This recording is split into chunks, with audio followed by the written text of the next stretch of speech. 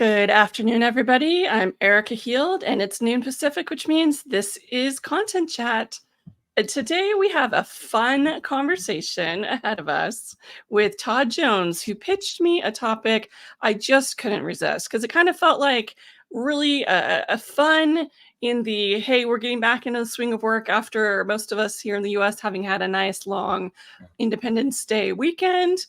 So today we're going to be talking about what content marketers can learn about storytelling from pro wrestling. So Todd, thank you so much for being our guest today.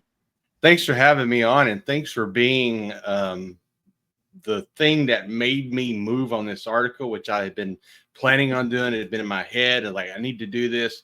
And I saw your pitch on LinkedIn, and I pitched it to you, and you said yes. I was like, oh no, I got to write the article. So I did write the article, and it's gotten a little bit of attention. So I appreciate that. My pleasure. I enjoy being a catalyst for content creation. That's definitely been my role for a good part of my career. So, for folks who don't know you, do you want to take a minute to tell everybody a little bit about yourself? And I want to know a little bit about how you got interested in pro wrestling. Like if that was Oh my something from the goodness. time you were a kid, or Yeah, so jump on in. that's a long story. Well, I'm kind of like you. I kind of in the copywriting and content marketing space. Also with a little bit of a connection to the WordPress community because I have built websites for several years. So I got interested in, really got interested in content marketing by reading copy bloggers, the old Brian Clark blog that I got going with, and then just kind of kept going down that road. There's a lot of people, Joe Polizzi from Content Marketing Institute, and in fact, Andy Crestodina, if you know him, I got his book right here, Content Chemistry. I love Andy, and I love that book. I have 2 editions of it now. Yeah. Okay. So I got his book, and so I kind of went that road. And then a few years back, I said, well, I need to learn about copywriting. I kind of got into copywriting, and, there's my copywriting friends, especially the conversion copywriting and the direct response copywriting friends have this line between content marketing and copywriting. But I think in 2024, that line is a little bit blurred. But anyway, I started learning about copywriting and how I can use that more and create more value for myself as a consultant. And so as a result, I've kind of self-taught myself copywriting, content marketing. My background before I ever did business had a lot of content in it, just in the terms of what I worked in ministry a lot. And so you're doing a lot of content creation there, which I really haven't gone into too much publicly, but you really do a lot of content creation when you're doing that. And so I'm kind of a consultant, copywriter, content marketing. I like more of the strategy part of content writing, and how to help people do that, how to help companies do that.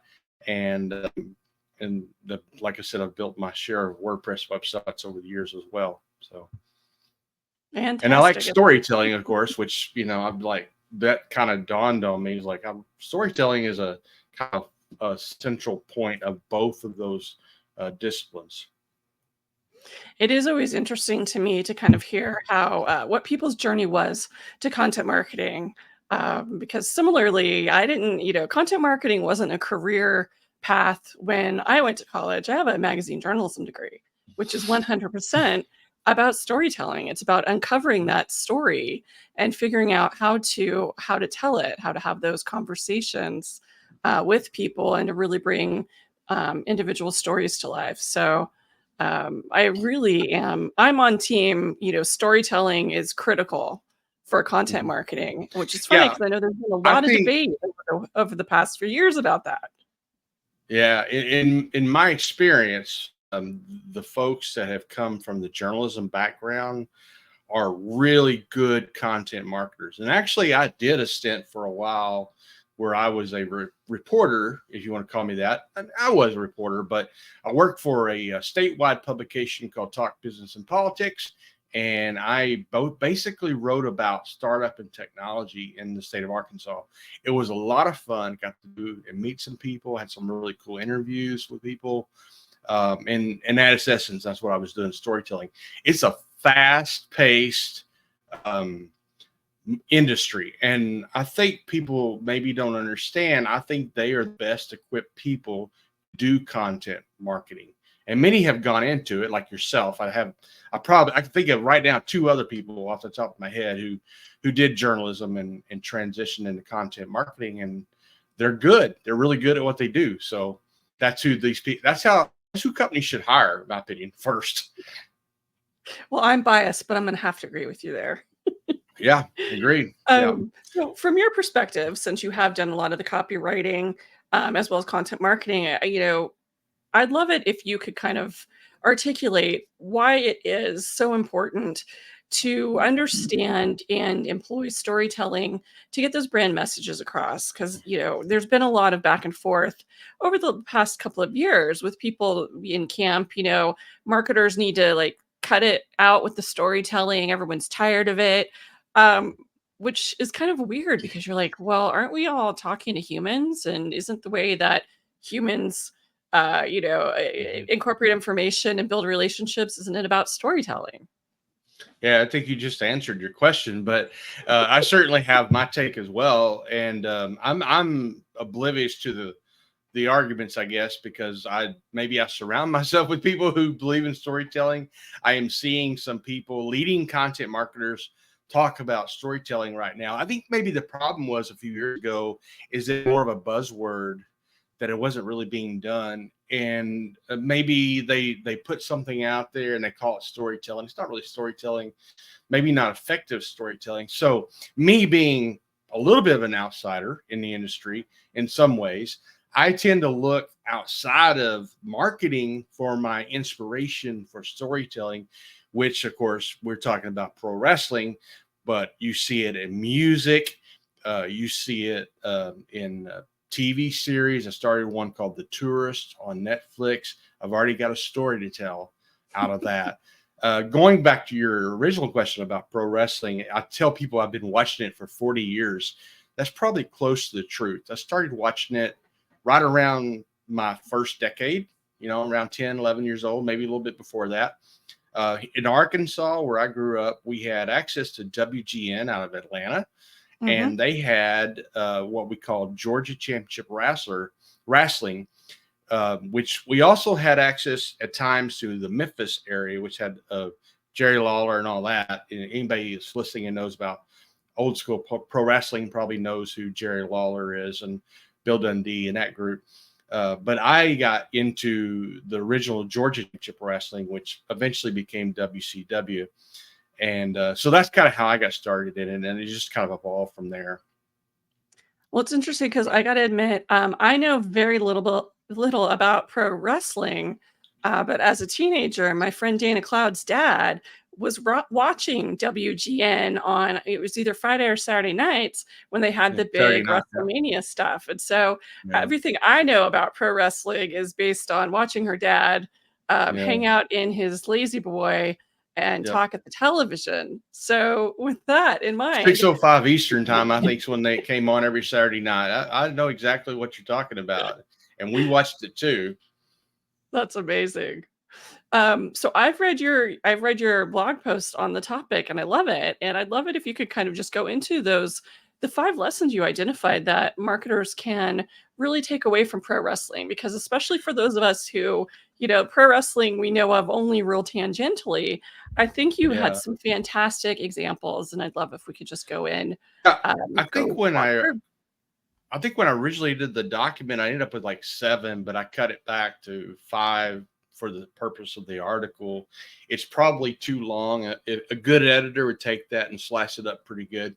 But I just kind of dumped it all out. And some of it I even had to, for time's sake, I had to take my phone and record myself talking. And then I put it out in a transcript and kind of added it. Anyway, it's kind of a hot mess in some ways, but these are lessons of storytelling. And I just connected stuff that you see in wrestling to a basic storytelling elements, which is totally, that's what storytelling is. Whether you're telling it in a Netflix series or in a song, or pro wrestling. So I think the first one was you have to make them feel, and that's an emotional connection. And there's a lot of sub points under that. But one thing you'll learn if you watch wrestling long enough is that if a performer fails to make their audience feel something for them, they usually don't last very long in the company. They in some companies, depending on how much they've invested in the person, they'll keep trying. They might reinvent their character or whatever. I'll give an example of someone. Well, I should use the examples in the actual article. A few weeks ago, and by the way, you talked about this being 4th of July weekend. We just had Money in the Bank Saturday night, which was a big WWE paid live event.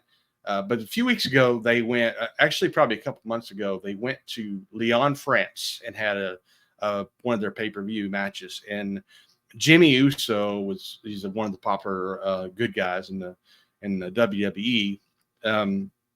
Came out, and he's got this entrance. He comes out with his song, and the whole crowd, the entire arena was doing it. It was, of course, the international crowds are starving, and so every time a WWE pay-per-view goes there, the crowd is what they call hot, very hot. They respond more sometimes than the American crowds, just because they don't get it as much. But they were he has connected with them on a level where everybody was doing his dance and singing his song. There are other wrestlers as well that the same night that had the same thing. One of my new favorite guys is a man named LA Knight, and he's got all these mannerisms, these catchphrases, and he comes across every wrestler. I heard one wrestler say this one time: every wrestler has to act arrogant. There's a lot of truth to that.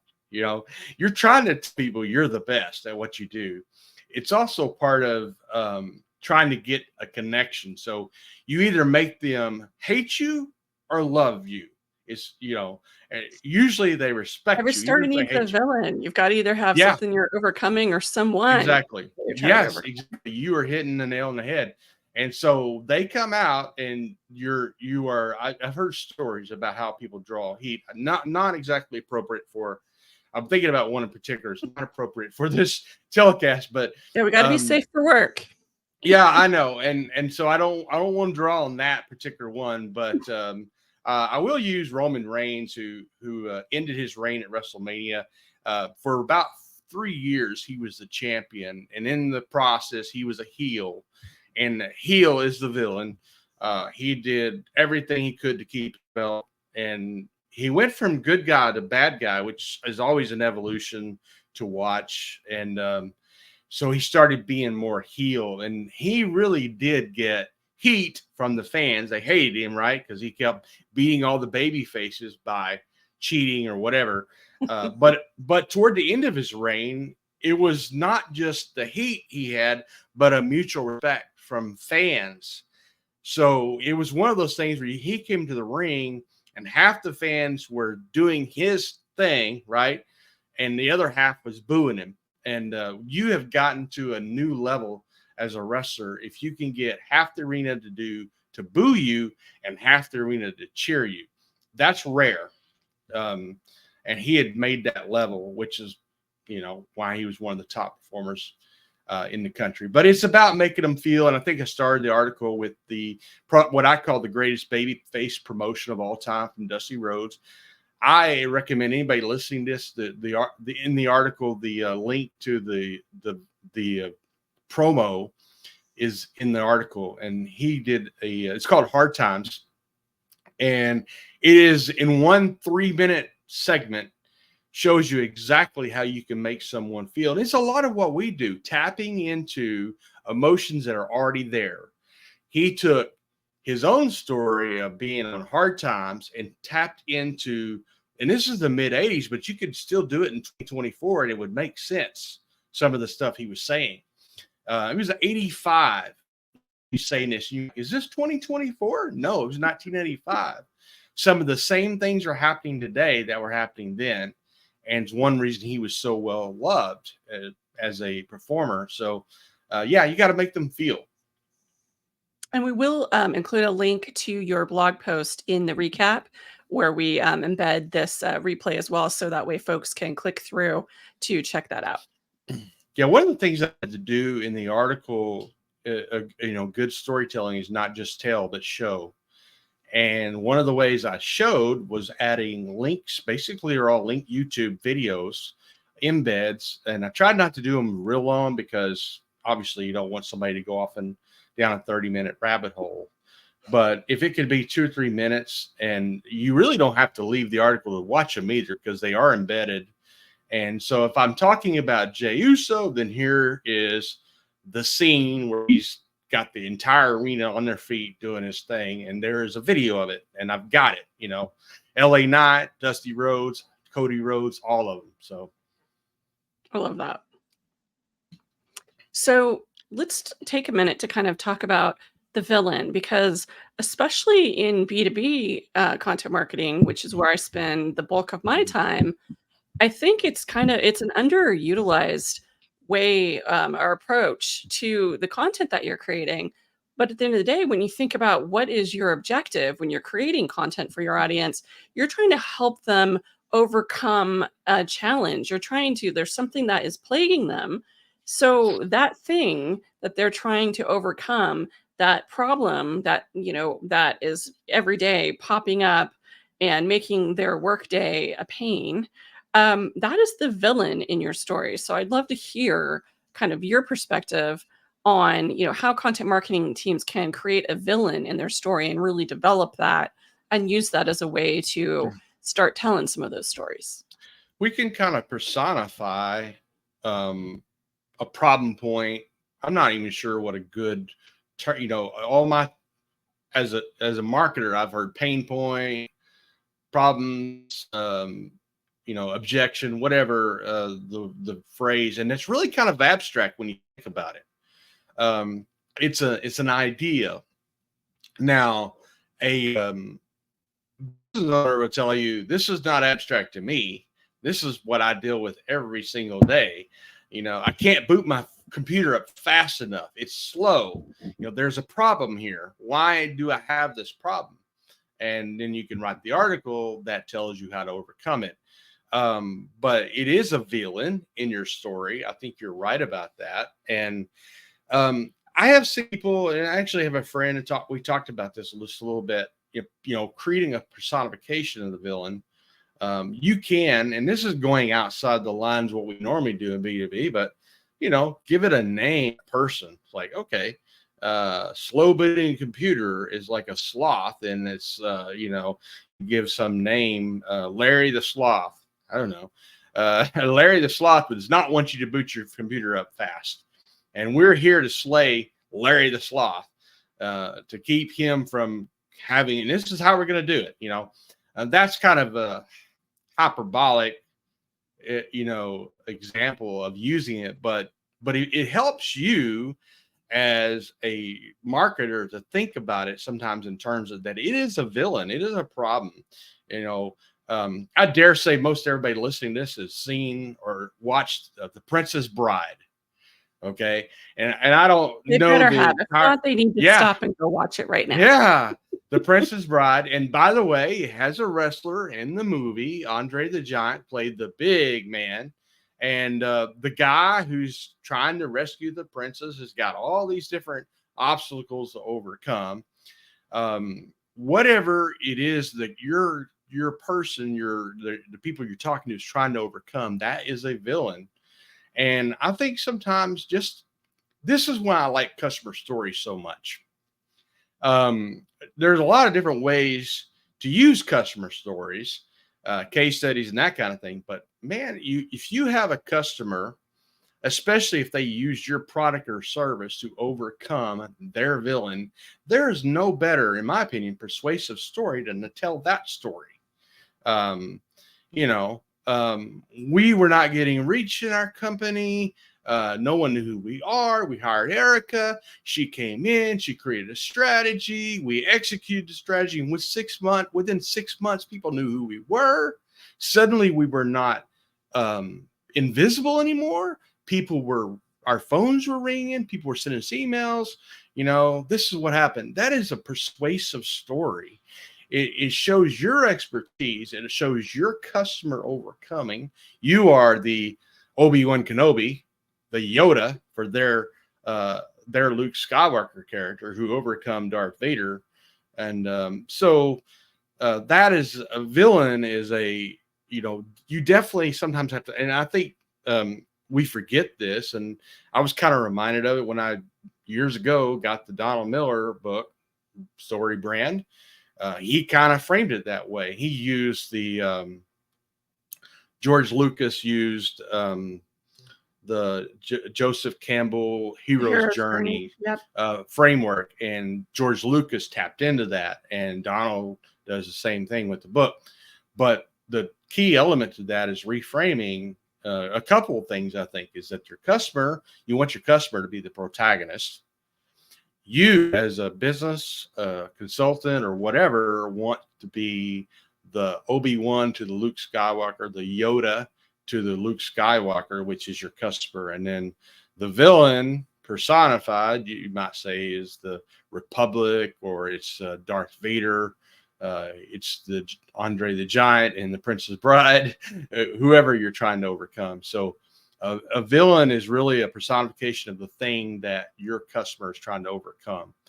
And you It's can't very have that central to, hero, and you can't make your customer the hero if you don't have that villain for them to play against. Because then you have to have the feeling, you have to evoke that emotion. So you have yeah. to have that villain. Yeah, and I think at least to start, I use Ric Flair, and he transcends pro wrestling. I think most people know who Ric Flair is at this point.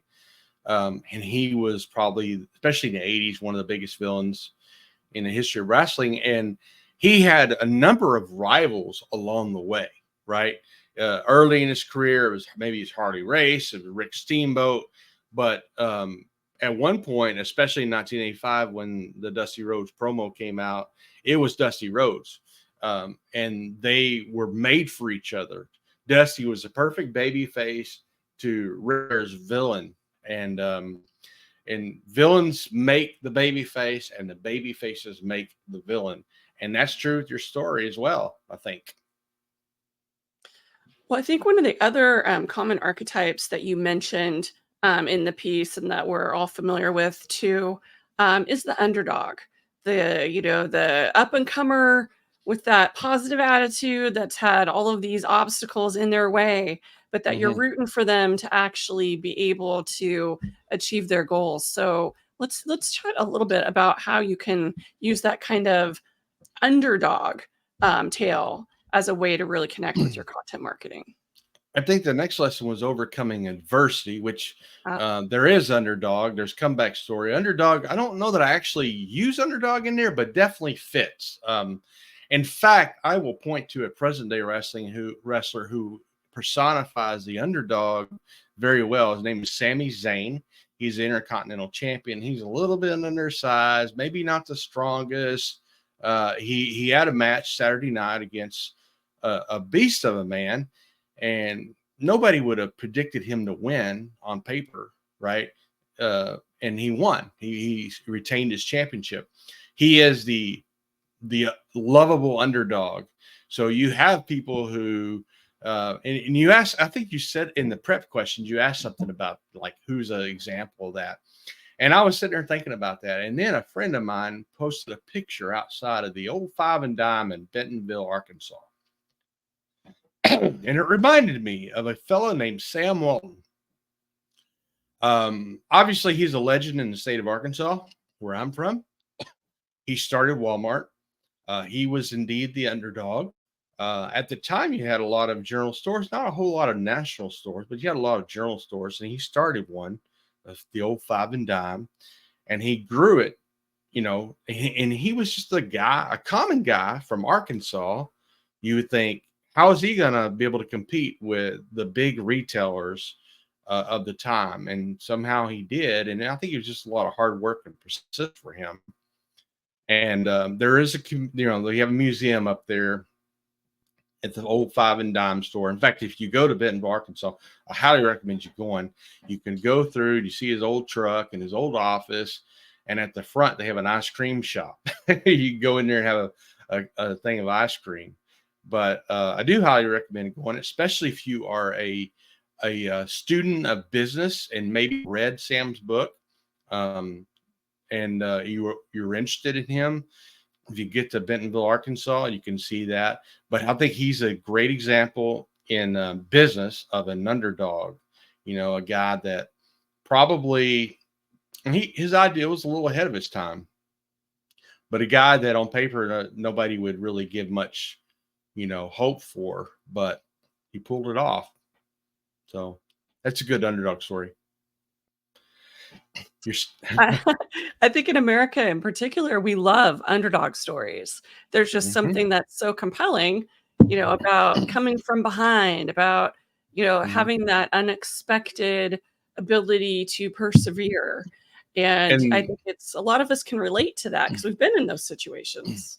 so this summer is the Olympics. Everybody knows about the Olympics. So we have our U.S. gymnast team, and Simone Biles is going back, and we have all these. In fact, there's a kid who's like 16 years old who made the track team. That would be an underdog story. He's racing it. He's actually competing against men, twice his age. You will find underdog stories during the Olympics, and whoever's covering it, I think it's NBC, they will highlight those stories. So there's the old Jamaica bobsled team, that was made into a movie. Somebody who wasn't supposed to win will win something. And we do like those because it makes us think, we have a chance to be successful too, in spite of where we come from. And those stories are all around us, not just in sports. Certainly sports is a very well, publicized, but I actually have a friend on Twitter who puts out a lot of those types of stories of entrepreneurs who succeed maybe in spite of the circumstances. So they exist, and I think it's a great place to draw inspiration from for business owners. Well, it's fascinating because I feel like with the Great British Baking Show, they've done a really good job of understanding these different kinds of archetypes. And Mm, similar to, putting together a pro wrestling schedule for a program, every time that they bring together a group of contestants, they do always have a couple of those underdogs, yeah, like a college student who you yeah, can't believe that somebody who's so young is going to be going up against all of these folks with decades of experience. There's always mm, somebody who literally started, baking in the last 6 mm, months or, yeah, all of a sudden during, some sort of change in their life, they just decided I'm going to learn how to bake. So there are always these, very unlikely folks who, you start rooting for because you see that mhm. they have that spark, they have that innate talent, and you want them to be successful. So it is always fun to me to see how that's such a good component to have in some of your stories, the same way with and the and villain. the audience will tune in week after week, show after show to see what happens. You know, 100%. And I gotta absolutely. say, that to me is another thing that's really in favor of having your employees who author your content, having their names on the content. Because it's still the case that sometimes you go to some websites, and this is equally true for huge brands as it is for small startups. And you'll go and you'll look at their blogs, you'll look at their expert guides, you'll look at all of this brand content, and it will say buy and then the brand name. I And we know. all know that the brand doesn't have an AI in the basement that's cranking out all of their content. They employ human beings who might use AI, but that's a different conversation. But they're human beings behind creating all that content. And over time, your audience and your community will build, relationships in their head, in their hearts with those people. And they'll be like, oh, I always love when the blog posts are written by Todd because I know that I'm always going to get a really fun video that makes me smile, Or, oh, I love it when it's a blog post by Erika, because there's always going to be one of those one-liners that you wish that you'd thought of in the moment. And you can't believe that that just like popped out of her mouth in that situation and you love it. Like there are just those things about having those humans and their personalities on display. So I think it makes a really good case for always having things come from a person. Yeah, agreed. Yeah, I don't like the brand name. I'm sure there are some legitimate reasons to do that from time to time, but and the other thing is, yeah, I know that not every employee knows how to write well, whatever. You may draw from their expertise, so include them in there. In fact, you can do. I have seen other people do this. You can say you can have like 2 or 3 authors on there, right? Okay, maybe Erica wrote the article, but she drew from experience from Todd, and then on top of that, maybe somebody else helped edit or whatever. You can do that. I don't know And why that's you something that can't. journalism does frequently. It'll be like this, Exactly. post was written by this person with contributions from others. It's Yeah. interesting to me because you rarely see companies take that approach, but it's pretty easy to do. I have a client, RGP, and on their blog, all of the blog posts will have that because there might be that consultant whose name is Mhm. on there as being the author, but they consulted with other people with specific areas of expertise in order to Mhm. put that together. And rather than claiming that everything in that post came out of their brain and their Yeah. examples, they give credit. And I think that's really important too. Well, and so I want to see more companies use subject matter experts, and you can definitely use internal subject matter experts. If you can start there, that's great. And something that's my opinion. So you could do exactly what you're talking about. Use somebody, and not everybody has a skill of writing, and totally get that. But sometimes you got to sit down and interview them to get more information. Why not find a way to include them, either as a contributor to the article or in a pull quote or something. Exactly. And I loved your example at the start of our conversation today that when you were writing, your blog post on this topic, you sometimes recorded your thoughts when you're Yep. having, that stream of consciousness instead of trying to labor to write it down where you might get caught up with self editing as you type and lose that Yep. train of thought. You recorded yourself and then you edited that transcript. And that Yeah. was, it's the same with when you're working with people and you're trying to tell their story. They don't have to be good writers. You have writers on your team who can do the writing. You just need the story from them. And Yep. that's the important part. Yeah. Agreed. So yeah, it helped me a lot. Sometimes I think faster than I can write. I'm going back and trying to correct how I write the THT. It usually ends up TAHT. So I have to go back and correct all those whenever. Anyway. So yeah. A lot of us make that typo, so it's not just Yeah. you.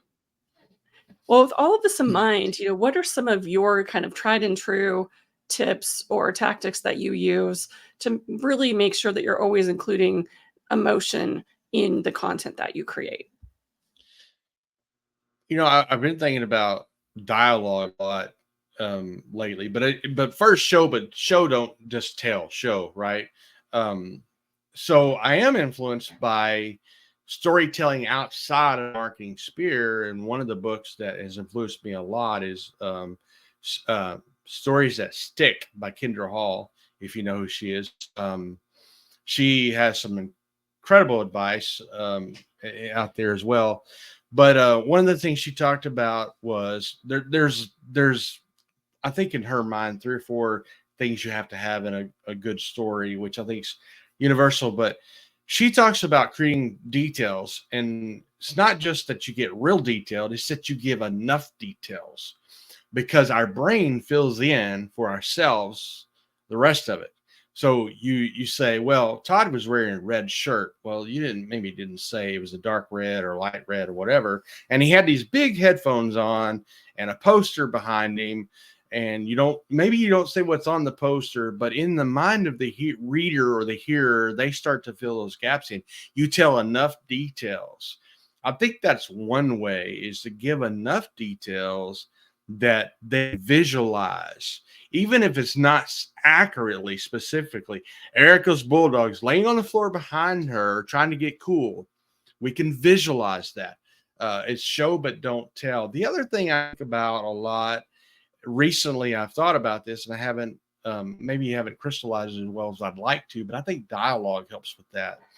Um, so there was a conversation between Erika and Todd, and Erika said, "What are you doing, Todd?" And Todd, "I don't know." And you get this dialogue going on, and people begin to fill in the details and visualize, and they see that, and maybe they feel what you feel. It depends on what character they decide to put their feet into, right? When you take a story and you have characters, that's another thing I think maybe that helps with emotion is to say who the characters are, right? Okay, in this story, it's Erika and Todd, and it's the bulldog. And who am I going to be in the story? What person am I? Oh, well, I'm kind of like Todd, so I'm going to see this from Todd's perspective. There was a movie that came out several years ago. I think it had Forrest Whitaker in it, and it was a movie about one scene, but in the course of the movie, they showed it from different characters in the scene's perspective. It was fascinating. I think it kind of gives you multiple dimensions. So if you keep it flat, right, you just say, well, this is what happened. It's like, you know, but if you have some dialogue, you give some details, you know who the characters are, and suddenly you have a story. You're not just saying just the facts, you're telling the story. You start to add some depth to it. So I don't know. That's kind of what I think about. I always say that every point needs an example, if you can, maybe two or three examples, and certainly one of the best examples you can do is a story. But sometimes maybe it's an analogy. Um, I I think about storytelling certainly from Kendra, and then Karen Eber has got another book out as well called The Perfect Story. Great for leaders who are maybe need to have speeches. They're doing speeches and they're going to speak and talk. She has really good practical advice in that book about it. But I recently started reading a book by David Garfinkel about persuasive storytelling, and he enlightened me to the thought that especially in written form, the stories don't have to be as long. They don't always have to be as detailed, but just enough to persuade. And it's been a very fascinating read.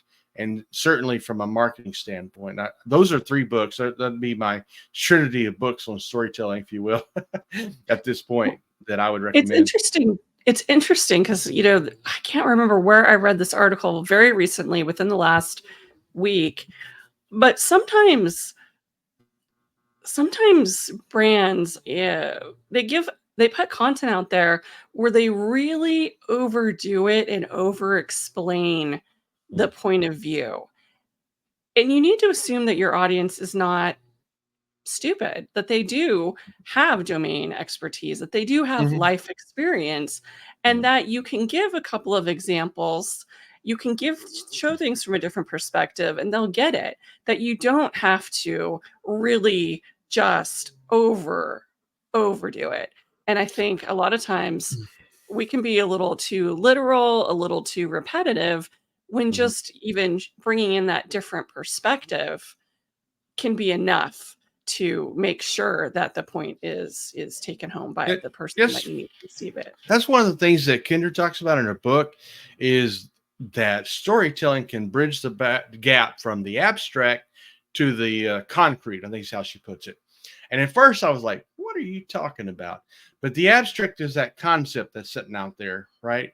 And then the practical is when it starts to be make sense. And um, so I think most of us have this need to go from, you're talking about content marketing. Imagine someone that doesn't know what content marketing is. Maybe you're talking to a business owner and maybe they're kind of working from an older playbook, and content marketing's never even entered their mind, and you start explaining it in other terms with a story, and they begin to get it and like, oh, we Yeah. need that. I remember Brian Clark talking about content marketing back in the day and saying, hey, this is not new stuff. John Deere did this 100 years ago. And then I started thinking of everything else. Like when I was a kid, we used to get the either the Sears or JC Penney catalog. I don't know. And you may have done this too. And that's where we got our Christmas list from. That's right. You We was circle like, what oh, you I want wanted. this, I want this, I want this. Yep. It was a brilliant move by their part. Now maybe you used them, maybe you didn't, but um, I bet they got a lot of business out of that. Now it probably costs a lot of money to produce as well, because those were not small books. But I remember getting that every year, almost every year as a kid, probably about November, maybe before that, and digging through it, you know. Now my parents would go to the local, stores to get it. They weren't, unless it was something that was only from there. But yeah, it was brilliant. So content marketing's been around a long time.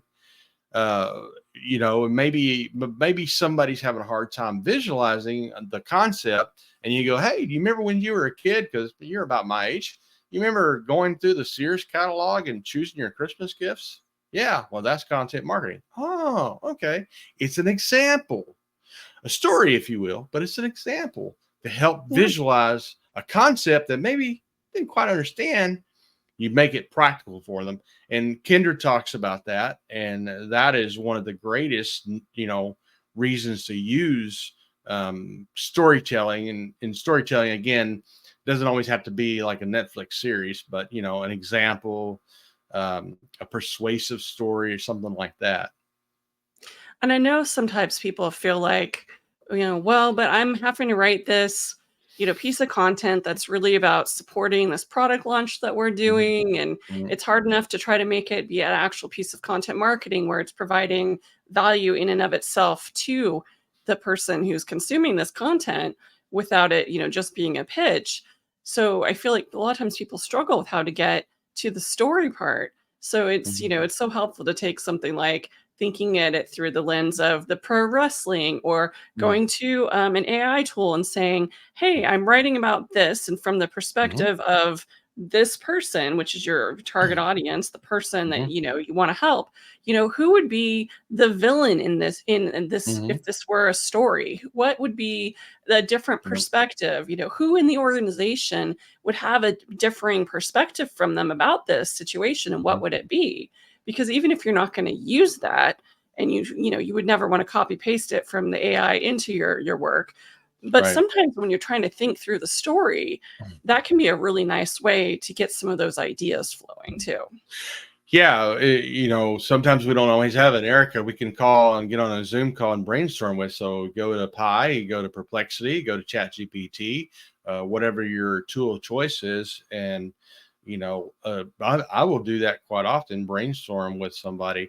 I want to challenge people who are listening to do something, go think outside the box. We tend to think about, oh, we're going to do this article. This is how we're going to do content marketing, whatever.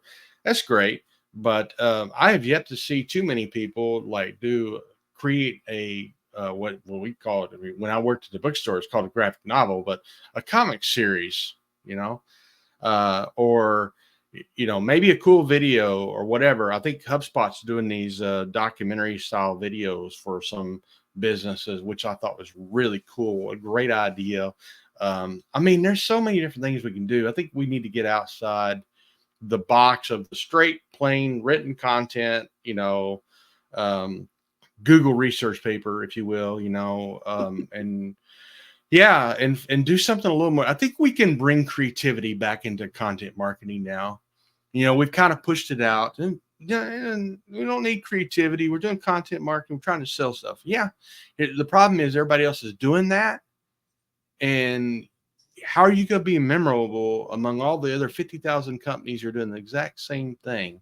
How Do are you gonna something get different. eyeballs on what you're doing when people have unlimited dog and cat videos out there? They have unlimited Mhm.